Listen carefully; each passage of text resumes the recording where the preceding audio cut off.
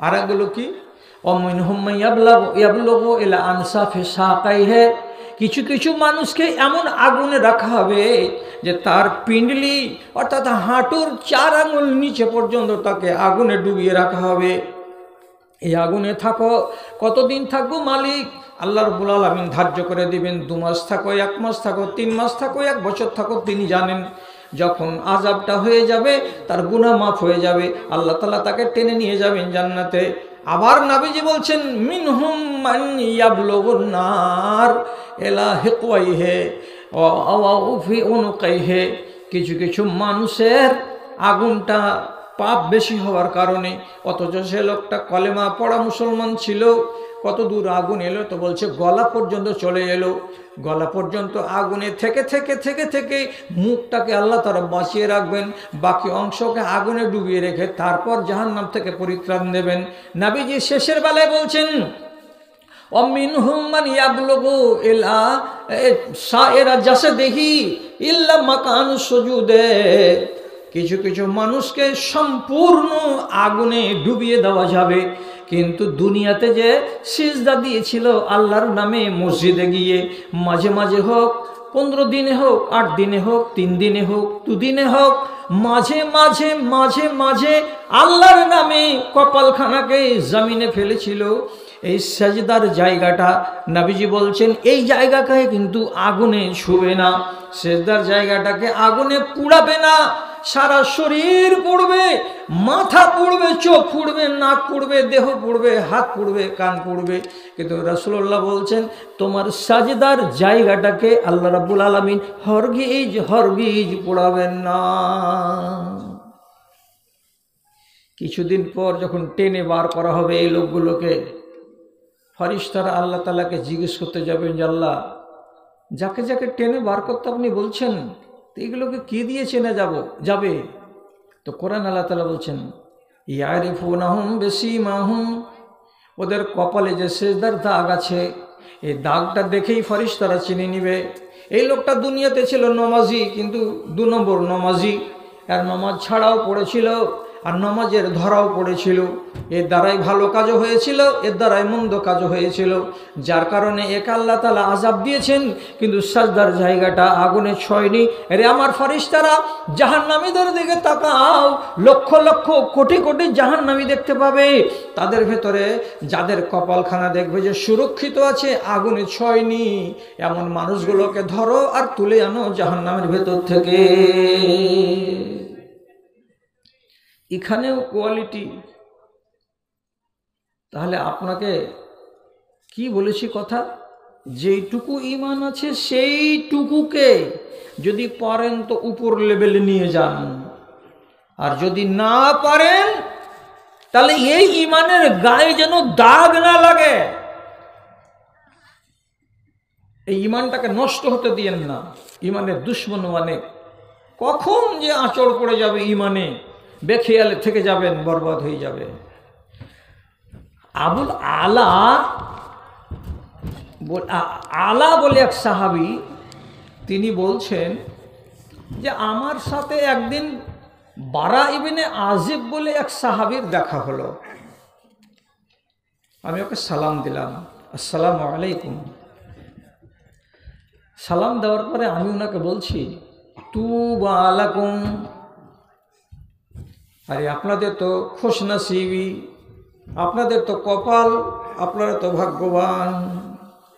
বলছি কেন? যে সাহেব তার নবী সাল্লাল্লাহু আলাইহি সাল্লাম, আরে আপনি তো নবীজির সাথে উঠা বসা করেছেন, নবীজির সাথে চলাফেরা করেছেন, এক কথা।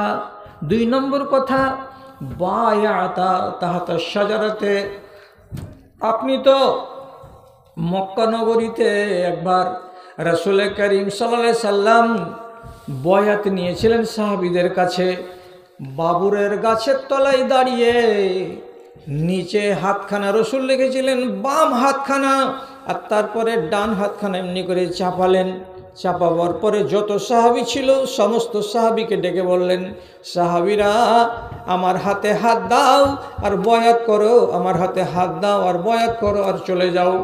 এটার বায়াতের নাম হলো বায়াতে রিজওয়ান।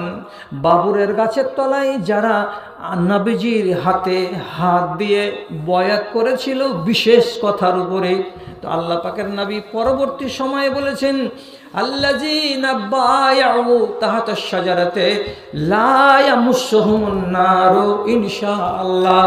রাসূলুল্লাহ বলছেন, যেই লোকগুলো আমার হাতে হাত দিয়ে বাবুরের গাছের তলায় বয়াত করেছিল সেই লোকগুলো আল্লাহর জাহান্নামে যাবে না ইনশাআল্লাহ, আল্লাহর জাহান্নামে যাবে না ইনশাআল্লাহ। রাসূলুল্লাহ বলেছেন, এত সুন্দর কথা, আপনি তো সেই দলের লোক, বাবুরের গাছের তলায় রাসূলুল্লাহর হাতে হাত দিয়ে বয়াত করেছেন, কাজে আপনার মতো কপাল কার আছে? তখন তিনি খাকসারি জাহির করে বলছেন, বারা ইবনে আযিব, এরে বেটা, তুই যে কথাটা বললি তো কথাটা তো বড্ড দামি, কিন্তু জেনে রাখ মানুষের ইমান এক হালাতে থাকে না। মানুষের ইমানের উপর দিয়ে ঝড় বয়ে যায়, মানুষের ইমানের উপর দিয়ে তুফান বয়ে যায়। ফাইন্নাকা লা তাদরি মা হাদাসনা বাদা যালিকা। ওই বাবুরের গাছের তলায় ওই ঘটনা ঘটিয়ে দেওয়ার পর, রাসূলুল্লাহর হাতে হাত দিয়ে বয়াত করার পর এত দিন যে কেটে গেল, এর মাঝে কত কি করেছি, কত গাদ্দারি করেছি, কত হয়তো ধোকা দিয়েছি, কত হয়তো মানুষের হক লুটে নিয়েছি, কতবার কোথায় অন্যায় করে দিয়েছি, এগুলো কথা মনে নেই, স্মরণে আসে না। অতএব ইমানকে নিয়ে ভয় হচ্ছে, আমার ইমানটা সলিড আছে কি না, আমার ইমানটা সেই যুগের ইমানের মতো মজবুত হয়ে আছে কি না, এই জন্য আমিও নিজে সন্দেহ করছি। অতএব আমাকে এত বড় সার্টিফিকেট দিও না। ইমানকে নিয়ে সাহাবায়ে কেরাম সবসময় আতঙ্কগ্রস্ত থাকতেন। কি বলে? আল্লাহ, আমার ইমান আছে? আল্লাহ, আমার ইমান চলে গেল নাকি? হে আল্লাহ, আমার ইমান কি নষ্ট হয়ে গেল নাকি? এইভাবে ওনারা যখন তখন সমালোচনা করতেন নিজের ইমানের, এবং নিজের ইমানকে নিয়ে আতঙ্কগ্রস্ত হয়ে যেতেন। আচ্ছা, আপনাকে বুঝাতে পারবো, এটা আমার ভরসা আছে। হযরতে আয়েশা রাদিয়াল্লাহু তাআলা আনহা একদিন বাড়িতে, নিজের বাড়িতে বসে বসে কাঁদছেন। রাসূল ঢুকলেন তার বাড়িতে, দেখছেন বিবি এক জায়গাতে বসে বসে চোখের পানি ঝরিয়ে ঝরিয়ে কাঁদছেন। তো কোন পুরুষটা আছে যে নিজের স্ত্রীকে কাঁদতে দেখবে আর দেখার পরে জিজ্ঞাসা করবে না যে হারে কাঁদছিস কেন? আছে এরকম দুনিয়াতে কোনো জালিম? যদি একটু ভালো পুরুষ হয় তো চট করে কাছে গিয়ে ওর শরীরে হাত দিয়ে, মাথায় হাত দিয়ে তাজ্জব করে বলবে, কি ব্যাপার, তুমি কাঁদো কেন? তোমার চোখে পানি মানে কে, কি বললো তোমাকে? তো তাড়াতাড়ি দু তিনটা লোকের নাম নিয়ে বলবে, বাপু কিছু পেয়েছে নাকি? দেওর যদি বাড়িতে থাকে তো ওর নাম বিদিড়া বলবে, কি বলে, ওই শয়তান কিছু বলেছে নাকি? এর মানে বিবির চোখে পানি যদি দেখে তো আত্মমর্যাদাশীল পুরুষ নীরব থাকবে না, ওর ভেতরে আগুন লেগে যাবে। তুমি আমার স্ত্রীকে কাঁদবে, তার মানে কেউ কিছু না কিছু বলেছে। আর যদি টাটকা টাটকা স্ত্রীতে নাম নিয়ে নেয়, তাহলে যার নাম নিবে ওর তকদির খারাপ আছে। এটা তো ঘটনা। তো রাসূলুল্লাহ স্ত্রীর চোখের পানি দেখে জিজ্ঞেস করে বলছেন, ওমা ইউবকিকে আয়েশা, তো আয়েশা কাঁদছো কেন? কিসের জন্য তোমার চোখে পানি? আমি বুঝতে পারছি না, কারণ খুঁজে পাচ্ছি না। কোনো বকাঝকা হয়েছে, কোনো ক্ষয়ক্ষতি হয়েছে, কোনো সামান ভেঙে গেছে, কোনো রকমের বাড়িতে অভাব অভিযোগ এসেছে, কি কারণে তোমার চোখে পানি এসেছে একটু জানতে পারবো কি না? আয়েশা কি উত্তর দিচ্ছেন? আলাত যাকারতুন নারা, আমার আগুন বলে মনে পড়ে গেছে আল্লাহ পাকের রাসূল, আগুন মানে কি? জাহান্নামের আগুনকে বলে মনে পড়েছে। তার জন্য আমি চোখের পানি ঝরিয়ে কান্না করছি, আল্লাহ কেমন হবে জাহান্নামের আগুন? এই জাহান্নামের আগুন থেকে বাঁচবো কি বাঁচবো না? ওই জাহান্নামের আগুন থেকে নিস্তার পাবো কি পাবো না? যেই জাহান্নামের আগুনের কথা একবার নিজের দুই চোখ দিয়ে দেখেছিলেন কে? তো মিকাইল। একবার এক নজরে আল্লাহর জাহান্নামকে মিকাইল দেখে নেওয়ার পর আজ পর্যন্ত জীবনে একবার মিকাইল হাসতে পারলেন না। কিসের শোকে? তো জাহান্নামের আগুনকে দেখে। সেই জাহান্নামের আগুনকে ভাবনা চিন্তাতে করে আম্মা আয়েশা বলছেন আগুনকে মনে এলো বলে চোখের পানি ঝরতে লাগলো রাসূল। আচ্ছা, এই মেয়েটা যদি বিশনপুরের কোনো একটা অন্য মেয়ে ছেলের মতো হতো, যে জীবনে সিজদাতে মাথা ঠেকাই না, জীবনে কোনোদিন পর্দা কাকে বলে ও ধারে না, ওর নিজের বাজার নিজের পুরুষটাকে চুপ করে বাড়িতে বসিয়ে রেখে নিজে অমলার দোকান থেকে করে আসে, ভালুকা রোড থেকে। যেই মেয়ে ছেলেটি নিজের বাড়িতে এলসিডি লাগিয়ে সিরিয়াল না দেখলে ওর দানা হজম হবে না, এইরকম মেয়ে লোকের মতন কি এটা মেয়ে লোক?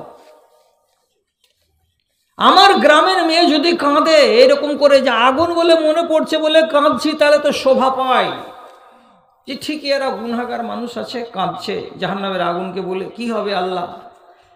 আর আম্মা আয়েশার মতো নারী কাঁদছেন, তো এই নারীটা কেমন? তিনি কেন কাঁদছেন? যদি আয়েশা সম্বন্ধে জানার ইচ্ছা থাকে তাহলে শুধু একটা কথা বলি, যে রাসূলুল্লাহ যেদিন আয়েশাকে বিয়ে করলেন, আর বিয়ে করার পরে 9 বছর বয়সের স্বাস্থ্যবতী নারীকে সুহাগ রাতে নিজের ঘরের ভেতরে পেলেন, তো হযরতে আয়েশার মুখের কাপড়টাকে রাসূলুল্লাহ যখন সরিয়ে দেখলেন যেটা আমার বিবি,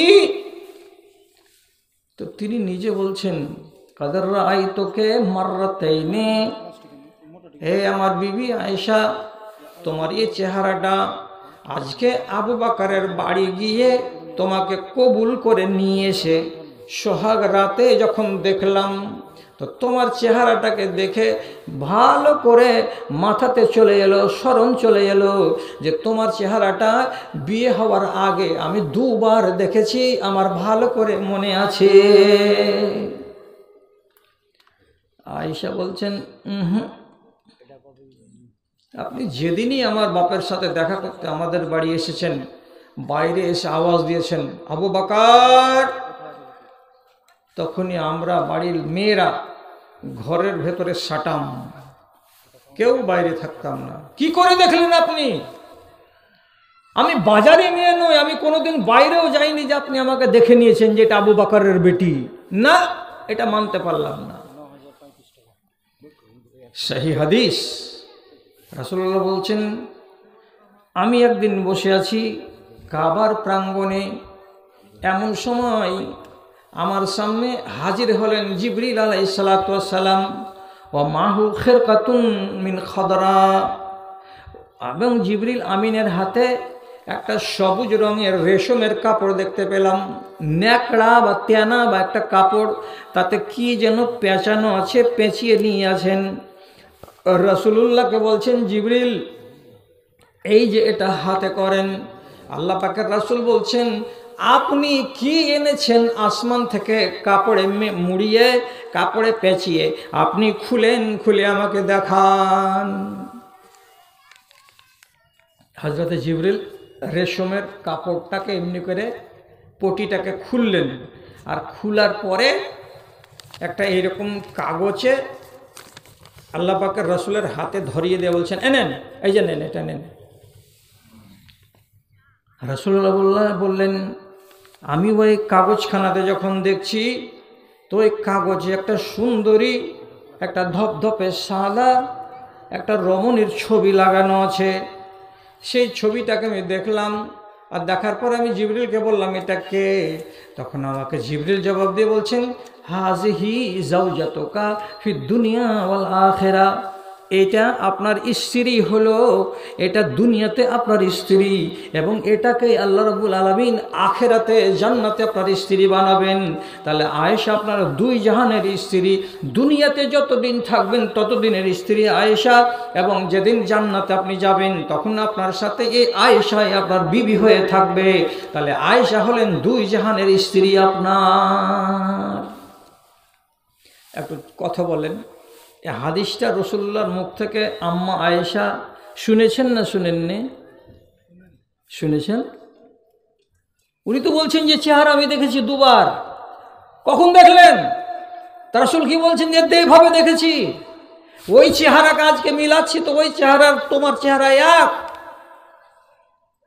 এই জন্য হযরত আয়েশা যখন সতীনের ভিতরে আলোচনা চলত তখন তিনি একটু গরম করে বলতেন, তোরাকে তোর বাপমার বাড়ি থেকে চয়েস করে নিয়ে এসেছে দুনিয়ার মানুষ দেখে, রসুল দেখে, আর আমাকে আল্লাহ তাআলা চয়েস করে দিয়েছেন আসমান থেকে। তোর চয়েস আর আমার চয়েসে আসমান জমিনের তফাত আছে। কেন যে আমি কার চয়েস? আল্লাহ। আল্লাহ চয়েস করে রসুলকে দিয়েছেন, আর তুমি কার চয়েস? কিছু রাসূলুল্লাহর। তাহলে আমি আল্লাহর চয়েসের মেয়ে, রসুলের কাছে এসেছি। আসলে গৌরবের বিষয়। তো যে নারী নিজে জানছেন যে আমি মরে যাওয়ার পর আমার স্বামী নবী মুহাম্মদের সাথে আমি বিবি হয়ে জান্নাতে থাকব, তো সেই নারীর আগুনকে স্মরণ করে পানি ঝরাবার কোনো যুক্তি আছে? হায় আল্লাহ, এরা কোন নারী গো? এরা কোন স্ত্রী? একদিন রাসূল হযরত আয়েশাকে সামনে আঙুল তুলে বলছেন, দেখে বলছেন, ইয়া আয়েশা তো জানি জিবরিল ওয়া ইয়াকরা আলাইকিস সালাম। এক্ষুনি আমার কাছে জিবরিল এসেছিলেন মানুষের আকৃতি নিয়ে, আর তোমাকে বললেন, হে নবী, আপনি আমার পক্ষ থেকে মা আয়েশাকে সালাম জানিয়ে দিন, আপনার বিবিকে সালাম জানিয়ে দিন। তো জিবরিল তোমাকে সালাম দিয়ে গেল। এবার আপনি বলুন তো, জিবরিল যদি কোনো ফাসেক মানুষ হয় তাকে কি জীবনে সালাম দেয়? জিবরিল কোনোদিন জাহান্নামী মানুষ যদি হয় তো তাকে কি সালাম দেয়? জিবরিল কোনোদিন যদি বেনামাজি চোর হয়, ধাপ্পাবাজ হয়, তাকে কি কোনোদিন সালাম দেয়? আল্লাহর এই রহমতের ফেরেশতা আসমান থেকে আসছেন, এসে নবীকে বলছেন, আপনার স্ত্রী আয়েশাকে আমি সালাম জানাচ্ছি। আল্লাহ পাকের রাসূল যেমনি বললেন আয়েশাকে এই কথাটা, মা আয়েশা বলছেন, ওয়া আলাইকা ওয়া আলাইহিস সালাম ওয়া রাহমাতুল্লাহি। আপনি সালাম আমাকে পৌঁছে দিলেন, তার জন্য আমি বলছি আপনার উপরেও সালাম, এবং যিনি আমাকে সালাম দিয়েছেন তার উপরেও আল্লাহর সালাম। এমন মহিলা যদি জাহান্নামের আগুন দেখে শুনে কাঁদে, তাহলে নিজের ঈমানটাকে নিয়ে সব সময় কতটা চিন্তার মধ্যে আছে। আপনার ঈমানকে নিয়ে একবার রাতের বেলায় ভাবতে বসবেন না? যদি আপনাকে ধরুন, একটা উদাহরণ দিচ্ছি। কি উদাহরণ? আপনার বাড়িতে একটা আদালত বসলো, কখন তো রাত্রি 12টার সময়। আপনার বিবি ঘুমিয়ে আছে, আপনার বৌমা ঘুমিয়ে আছে, বেটা ঘুমিয়ে আছে, সারাটা পরিবারের লোক ঘুমিয়ে আছে। আপনি নির্জনে বসে আপনি আপনার বাড়িতে একটা আদালত কায়েম করেন। আদালত মানে কি? কোর্ট কাছারি। এবার কোর্ট করলাম, কোর্টে কি আছে? একটা হাকিম, একটা উকিল, একটা আসামি, সবই আছে। আপনি আদালতে বসে নিজে নিজে সব করেন, নিজে নিজে। আপনি নিজেকে একবার বলে দেন আমি হাকিম, ঠিক আছে। তারপরে এবার আপনি নিজেকে এবার বলেন আপনার নামে কেস হয়েছে, তো আপনি আসামি। এবার নিজে নিজে আপনি একটা উকিল ধরেলেন। প্রত্যেকটা ভূমিকা আপনাকে পালন করতে হবে। এবার আপনার নামে কেস হলো কি, যে তুমি নাকি অভ্যাস করে দেখছি যে হারাম জিনিস সেবন করছ। তারপরে খবর পেলাম তুমি তোমার মা বাপকে ভাত দাও না, মা বাবার সঙ্গে কটু কথা বলো সব সময়, দেখে মনে হচ্ছে না যে এটা তোমার মা বাবা। তো কেস তো হলো দুটা পয়েন্টের উপরে। এবার উকিল সাজেন আপনি। উকিল সেজে কি করে আপনি কি করবেন? বাঁচাবেন এই লোকটাকে। তা আপনি নিজে বাঁচান। কইছে স্যার মা বাপের সঙ্গে কথা বলে নাকি এমনি? কেন? কইছে ওর মা বাপ ওকে ভালো চোখে দেখে না। 12 কাঠা জমি আছে, বলছে আমাকে দিয়ে দে, কখন তুই মরে যাবি তো আমাকে দেয় না। আর আমাকে যদি দিয়ে দেয় তো সব ঝামেলা চুকে যায়, আমি ওকে আদর করে খাওয়াই। আর মরে যেতে গেলে আমার বোন একটা আছে, ও পেয়ে নেবে 3 কাঠার, আমি পেয়ে নেবো, আমি পাবো 8 কাঠা, ও পাবে 4 কাঠা। ঝামেলা হলো না? এবার স্যার উকিল তো উকালতি করলো, হাকিম আপনি রায় দেন। এবার আপনাকে রায় দিতে হবে, আপনি কি রায় বলবেন? ও আচ্ছা আচ্ছা, তাহলে তো তুমি ঠিকই করেছো, তোমার মা বাবাকে ভাত দাও না তো। কিসের জন্য তোমাকে ওই জমিখানির 8 কাঠা লিখে 12 কাঠা লিখে দিবে না? তোমার মা যদি মরে যায়, বাপ মরে যায়, তাহলে তো জমিটাতে তোমার বোনের ভাগ বসে যাবে। ঠিক আছে যাও, তুমি যাহা কিছু করেছো তোমার ঠিক, তোমাকে ডিগ্রি দেওয়া হলো, তুমি নিষ্পাপ, তুমি নির্দোষ। আপনি নিজেকে হাকিম বলে লেখেন তো সার্টিফিকেট। নমাজ নাই, আপনাকে জান্নাত দিতে বলছি, আপনি নিজের কলমে লেখেন তো হ্যাঁ আমি জান্নাতি। আপনার ভিতরে, নারীর ভিতরে হায়া নাই, শরম নাই। 3 ছেলের মা হয়ে গেছে, স্বামী চলে গেছে দিল্লি বোম্বাই খাটতে, দেওয়ার সঙ্গে ফুসুর ফুসুর করছে, নাকি কোনো নাঙের সঙ্গে গল্প করছে মোবাইলে আর চ্যাটিংয়ে। তোর হায়া শরম নাই? তোকে যদি বলি তুই লেখ, তুই জান্নাতে যাবি না জাহান্নামে যাবি, তোর হাত কাঁপবে না? কাঁপবে না যে আমি লিখবো যে হ্যাঁ আমি জান্নাতি? জীবনে যদি আপনি নিজের সার্টিফিকেট লিখতে না পারেন যে আমি ভালো মানুষ, তাহলে আল্লাহর নজরে আপনি কেমন করে ভালো মানুষ হতে পারবেন? হযরত উমর রাদিয়াল্লাহু তাআলা আনহু একদিন উযু করে জুব্বা লাগিয়ে নামাজ পড়তে বেরিয়েছেন। কার? তো মদিনার এক প্রান্তে একটা লোক ছিল, মারা গেছে, তো তার জানাজাতে যাবেন। তো যখন জানাজাতে যেতে বেরিয়ে গেছেন, ইতিমধ্যেই ফাতাআল্লাকা বেকামিসহি হুযায়ফাতু আন্নাহু আন যালিকা। হুযায়ফা নামের এক সাহাবী হযরতে উমরের লম্বা জুব্বাটাকে খিঁচে টেনে ধরে নিয়েছেন, আর নেওয়ার পরে বলছেন হরগিজ যাবেন না, হরগিজ যাবেন না দক্ষিণ মাথার ওই লোকটার জানাজা পড়াতে। আমি আপনাকে নিষেধ করছি, যায়েন না, ওর জানাজা পড়াতে যায়েন না। হযরত উমর বলছেন আমি হলাম খলিফাতুল মুসলিমিন, সমগ্র মুসলমানদের আমি খলিফা, কাজে যতটি লোক মদিনাতে মারা যাবে ততটি লোকের জানাজায় আমাকে যেতে হবে, এটা আমার নৈতিক দায়িত্ব এবং কর্তব্য। কেন রুখছো আমাকে? কেন রুখছো? তুমি আমাকে রুকিও না, আমাকে জানাজায় যেতে দাও। তখন যখন থামছেন না হযরত উমর, তখন হযরত হুযায়ফা জবাব দিয়ে বলছেন ফাইন্নাহু মিনহুম।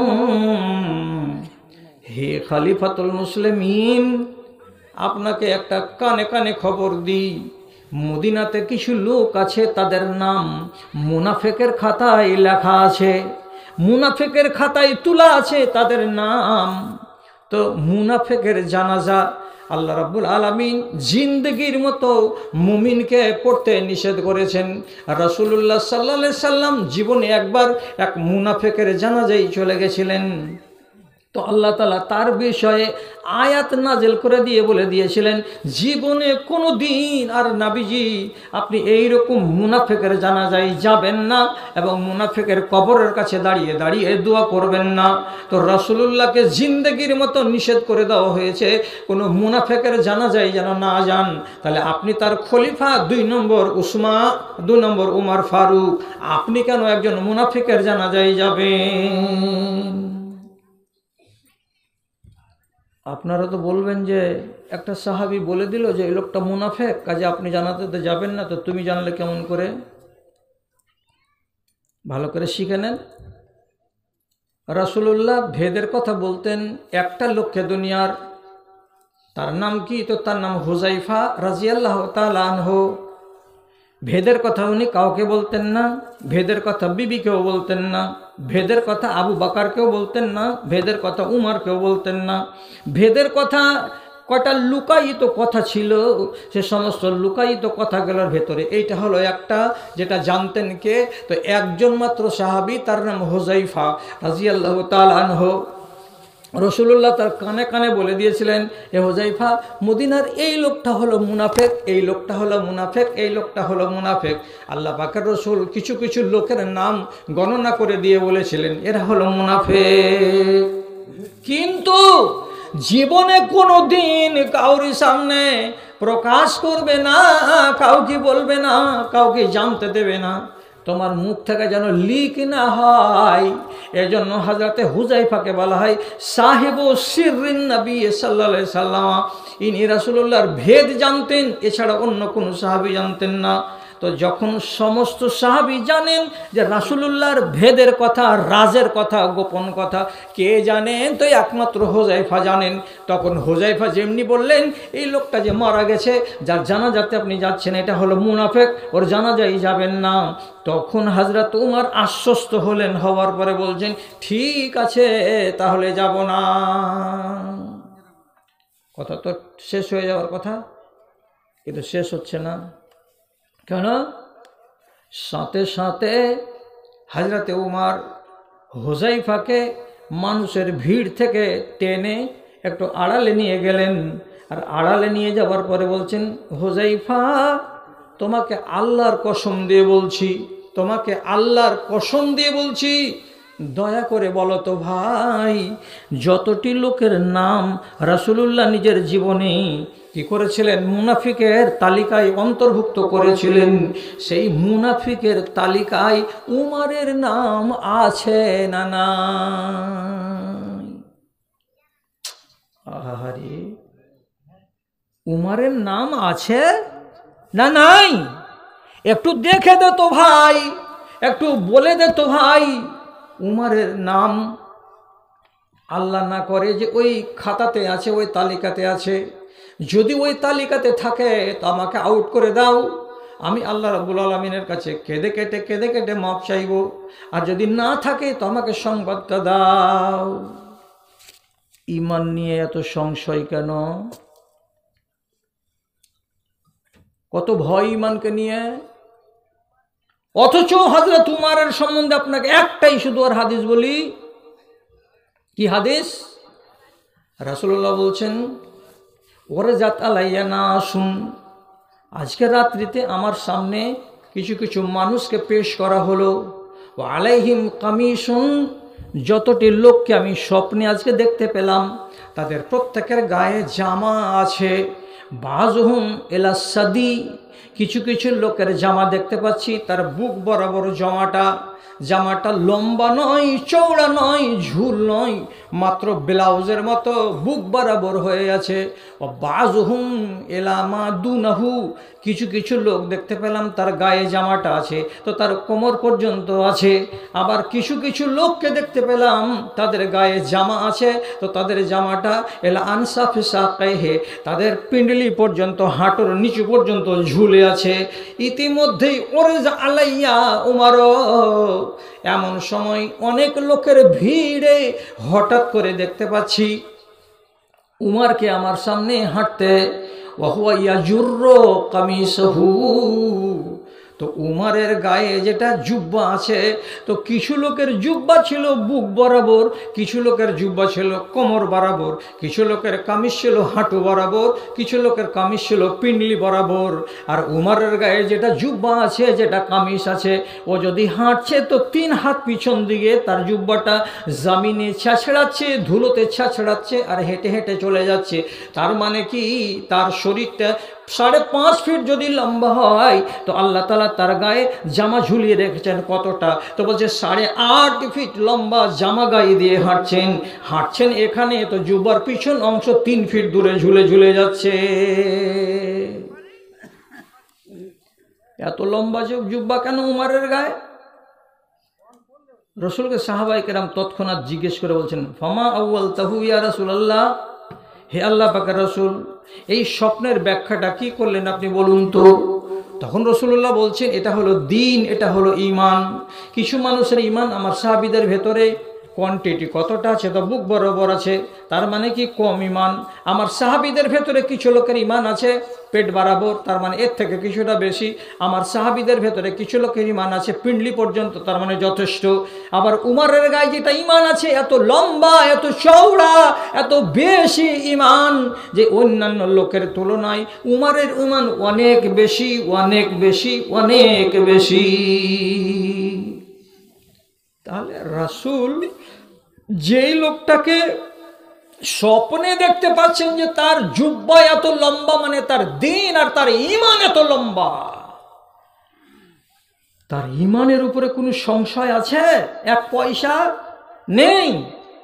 এবং তিরমিজির হাদিসে আছে রাসূলুল্লাহ একদিন রাতের বেলায় আসমানি সফর শেষ করে ফজরের নামাজে এসে বলেছিলেন, আমার সাহাবীদের 10 জনের জান্নাত আমি নিজের চোখে দেখে এলাম, বসো সাহাবীরা, আমি 10 জনের নাম বলবো আর তাদের জান্নাতের তোমাদেরকে পরিচয় দেব। তো রাসূল পরিচয় দিতে গিয়ে 1 নম্বরের নাম নিলেন কার? আবু বকর সিদ্দিক। 2 নম্বরের নাম নিলেন কার? সাহাবীরা সব বুক ভরা আশা নিয়ে বসে আছে, হয়তো আমার নাম বলবে, হয়তো আমার নাম বলবে, হয়তো আমার নাম বলবে। সবারই মন বলছে এবার যদি আমার নাম হয়, এবার যদি আমার নাম হয়। তার মানে সবাই মনে মনে আশা করছে আমার জান্নাতটা রাসূলুল্লাহ হয়তো দেখেছেন, আমি একজন জান্নাতি। আশা নিয়ে বসে আছে প্রত্যেকটা সাহাবী। ফজরের নামাজের পরে 2 নম্বর নাম ধরে ডাকলেন আল্লাহ পাকের নবী উমর বিন খাত্তাবকে, ডেকে বলছেন, উমর তোমার জান্নাতখান আমি দেখতে পেলাম, মিন দুররাতিন বাইজা, সাদা রঙের শ্বেত পাথর দিয়ে তাকে তৈরি করা আছে, আর সোনা খচিত, মতি খচিত, মুঙ্গা খচিত জান্নাতটা। জান্নাতের বাহিরে কোন একটা রমণীকে বসে থাকতে দেখলাম। আমি ওইদিকে হেঁটে হেঁটে চলে যাচ্ছিলাম, যাওয়ার কালে ওই মহিলাকে জিজ্ঞেস করে বলছি এই জান্নাতটা কার জন্য তৈরি করা হয়েছে? মহিলা বলছে লিশাবাবি মিন কুরাইশ, কুরাইশের একজন নওজওয়ানের জন্য তৈরি করা হয়েছে। আমি ভেবে পেলাম না নওজওয়ানটাকে, এই নওজওয়ান কোনটা? আল্লাহর বান্দা। শেষের বেলায় আমি জানতে পারলাম উমরকে বুড়াতিকাল পর্যন্ত 63 বছর পর্যন্ত তার ঈমানের কারণে তাকে জওয়ান বলা হয়। তো এই জান্নাতটা কার? তো আমার সাহাবী উমরের। রাসূলুল্লাহ উমরের জান্নাত দেখে এসেছেন নিজের 2 নয়নে, আর সে ঘটনাটা বলছেন কোথায়? মসজিদে নববীতে। আর ওই মসজিদের ভেতরে উমর বসেছিলেন। তো যে মানুষটা নিজের নবীর মুখ থেকে জেনে নিয়েছেন যে আমার জান্নাত এইরকম, যেই লোকটা নবীজির মুখ থেকে শুনে নিয়েছেন উমরের জুব্বাটা এত লম্বা, মানে তার ঈমান, তারপরেও কেন লোকটা এত সংশয় করে আর হুযায়ফাকে গিয়ে বলে, হুযায়ফা আমার ঈমানটা কেমন আছে আল্লাহ জানে, তুমি দেখো তো আমার নামটা মুনাফিকের খাতায় আছে না নাই। ঈমান নিয়ে খুব গর্ব করে বসে থাকতে হবে না। ঈমানটাকে সবসময় আপনি মনে মনে ভাববেন কি, ওই যে আগে বলেছিলাম যে রহমানের 2 আঙুলের মাঝখানে কখন যে টেढ़া হয়ে যাবে, কখন যে বাঁকা হয়ে যাবে, কে করবে? তো আমার আমল করবে। এই জন্য ঈমানকে নিয়ে সাহাবায়ে কেরাম সবসময় চিন্তা করতেন, ভাবনা করতেন, আল্লাহ আমার ঈমানটা কতখানি, আয় আল্লাহ আমার ঈমান ঠিক না বেঠিক, আয় আল্লাহ আমার এই ঈমানে আমি জান্নাত পাবো কি পাবো না, ইত্যাদি কথাগুলো ভাবতেন।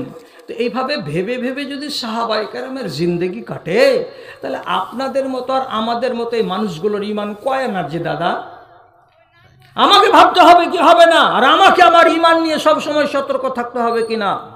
ওয়াজ লম্বা চওড়া শুনলেন, আর কত শুনবেন? দম যাওয়া পর্যন্ত মনে হয় চালিয়ে যেতে হবে। বিশনপুর বাঘে শাহিন একবার, বিশনপুর কবরস্থানে একবার, আর বিশনপুর মসজিদে নামে আর একবার।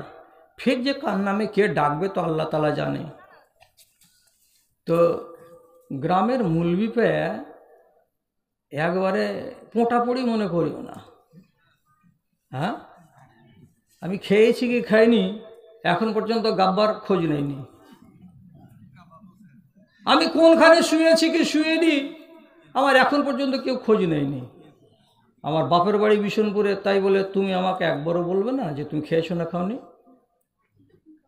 কবরস্থানের জালসার দিন তাই করেছো, আর আজকের জালসার দিন তাই করলা। একটা হ্যাংলা জংলা খ্যাপার মতন মসজিদে মুসল্লাতে বসে বসে যতক্ষণ আব্দুর রহমান ওয়াজ করলো ততক্ষণ বসে থাকলাম। তার আগে আমার বিহের বাড়ি গেলাম, বিহের বাড়ি গিয়ে কুটুম সদর আছে বাড়িতে, তাতে আমার বিহাইটা অসুখ, তো ওখানেও ভিড়াভিড়ি কুটুমের। তা আমি আর একটা কুটুম শাকের উপরে, কিসের উপরে বলে, শাকের পুঁটলি বলে। তো হারিয়ে যাব যেদিন, সেদিন বুঝা যাবে। আর যেদিন হারিয়ে না যাব ততদিন এভাবেই ডাকবে। তো ঠিক আছে, তোমাদের উপরে আমার দুঃখ নাই। অতএব আগামী দিনে যদি হায়াতে বাকি থাকে তাহলে ইনশাআল্লাহ আবার মুলাকাত হবে। কতক্ষণ বলা হলো যে সভাপতি?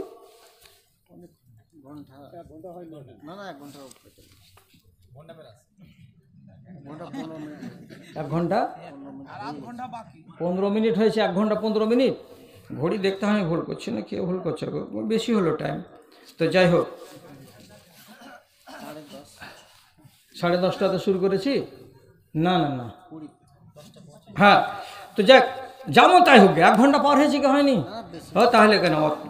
আচ্ছা, তো আমার মা, আমি যখন আসি তখন আমাকে 500 টাকা দিয়েছে যে বেটা আমার লেগে একটু দোয়া করে দিও।